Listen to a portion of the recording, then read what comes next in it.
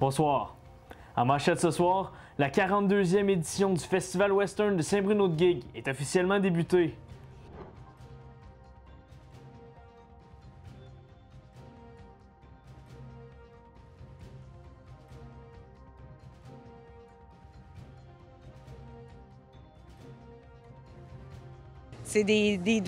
On finalise là, certains petits détails, mais là, on a 2 jours de fête, donc ça roule. Puis là, on est prêt.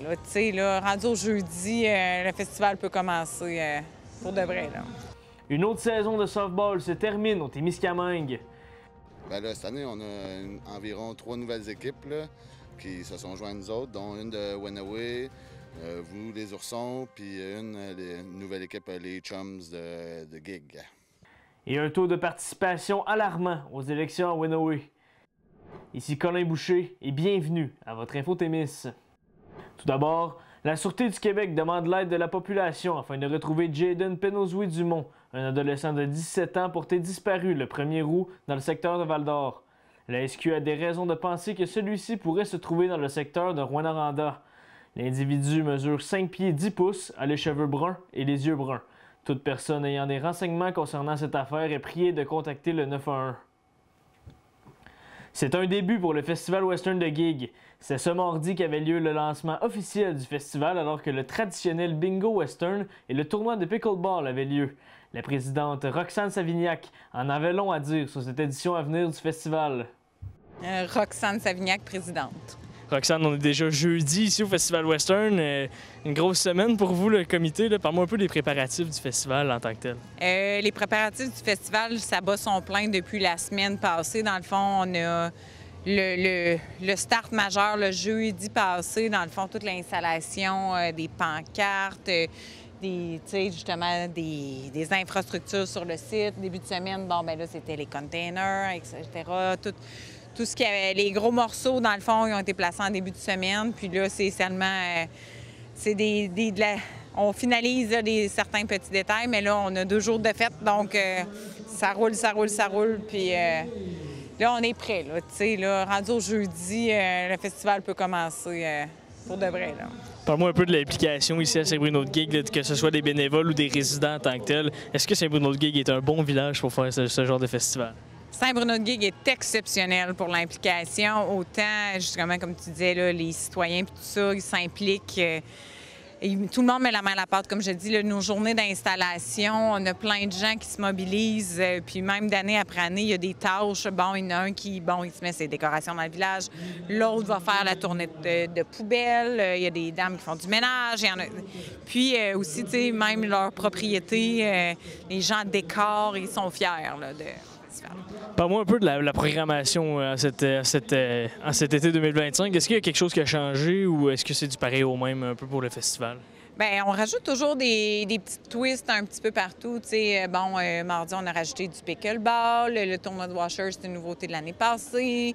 Là, on va avoir les tours de carriole aussi, là, qui est une activité gratuite là, qui va avoir dans la fin de semaine. Ce soir, là, c'est en cours présentement là, au domaine Green, une activité artistique dans le fond. On appelle ça le lasso-pinceau. C'est des gens en équipe de 2 qui se peignent en face de l'autre.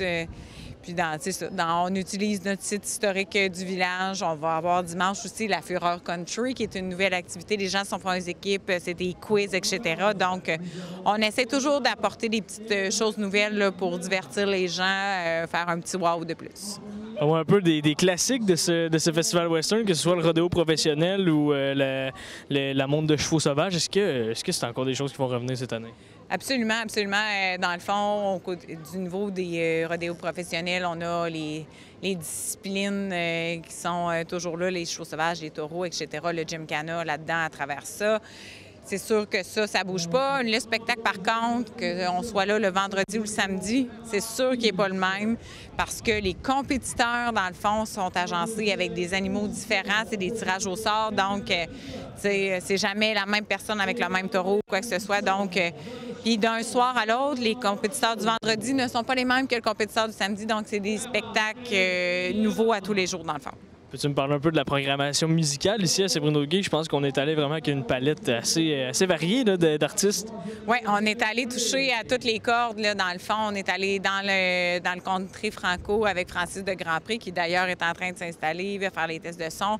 Ça bat son plan. On a un band du Témiscamingue, le band Illusion, qui est là ce soir aussi.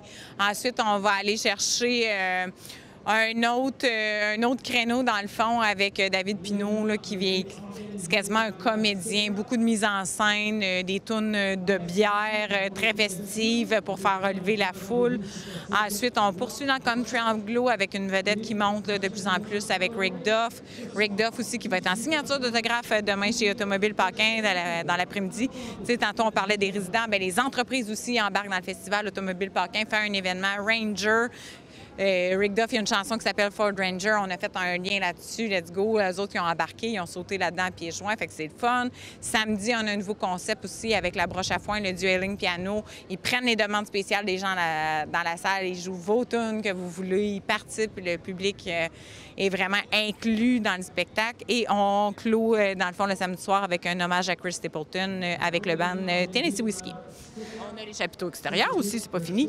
Dehors aussi, là, ça bat son plein toute la fin de semaine. On a des cours de danse en ligne aussi à travers les orchestres extérieurs. On a Pierre-Paul Lemieux qui est un nouveau sur la scène, dans le fond, comme chansonnier, mais qu'il roule sur sa bosse là, avec le phénomène TikTok.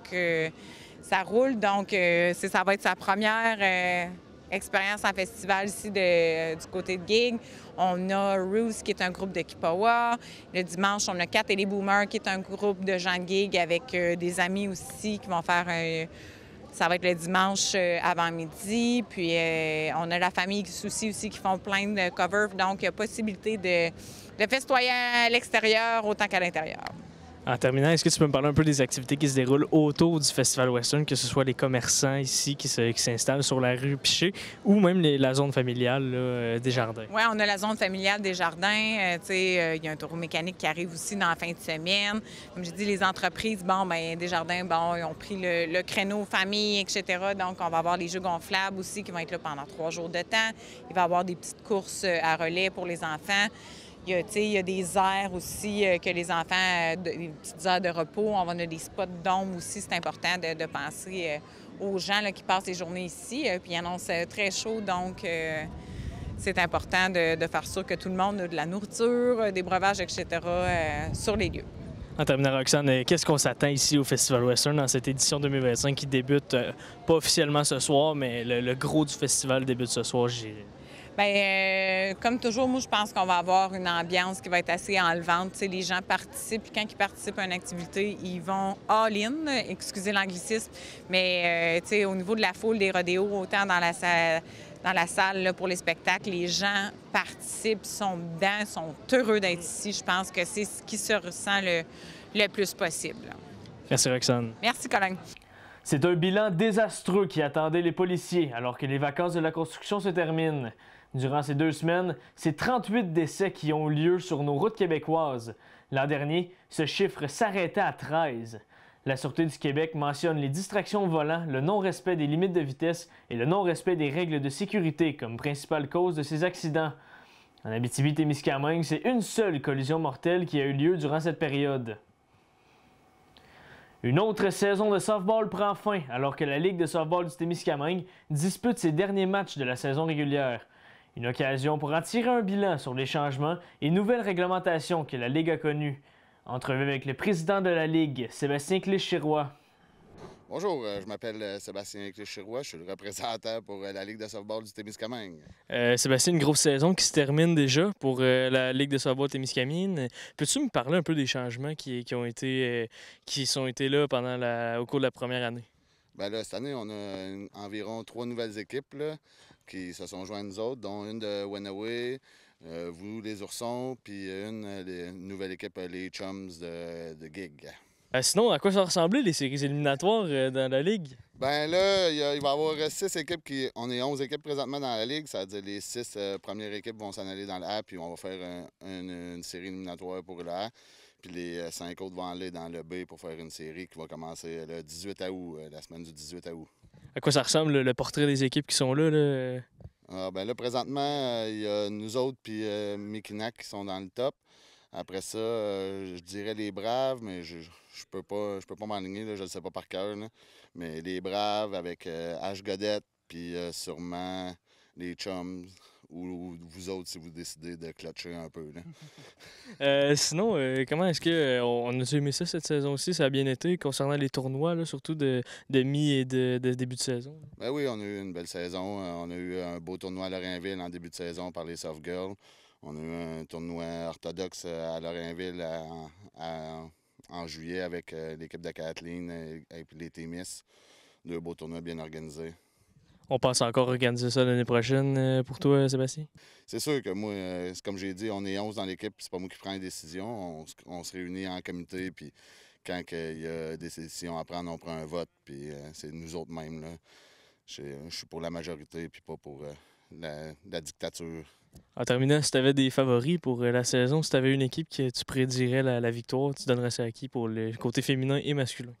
Côté féminin, j'en ai vraiment aucune idée, mais sur le côté masculin, ça fait 2 ans que TFN Mekinac nous défaise en play-off. C'est-à-dire, je pense que cette année, j'aimerais bien être capable de leur en donner un aussi. On aimerait ça remporter ça là, pour Témiscamingue. C'est sûr, c'est sûr. Merci Sébastien. Merci, Colin. Le mois de juillet fut étonnamment tranquille au niveau des incendies dans la province. Le taux de feux de forêt est le plus bas qu'il ne l'a jamais été en 10 ans pour le mois de juillet. Concrètement, c'est un total de 18 incendies qui se sont déclenchés au cours du mois, affectant 2 hectares de forêt. Lors des 10 dernières années, la moyenne se trouvait plutôt autour de 67 feux, alors que 1116 hectares brûlés en juillet. La communauté de Long Point First Nation a élu un nouveau chef il y a maintenant près d'une semaine. Ces élections ont également ouvert les yeux en ce qui concerne le taux de participation qui se chiffrait à 24 % pour les membres de la communauté. C'est déjà tout pour notre bulletin. Au nom de toute l'équipe, merci d'avoir été des nôtres. À bientôt.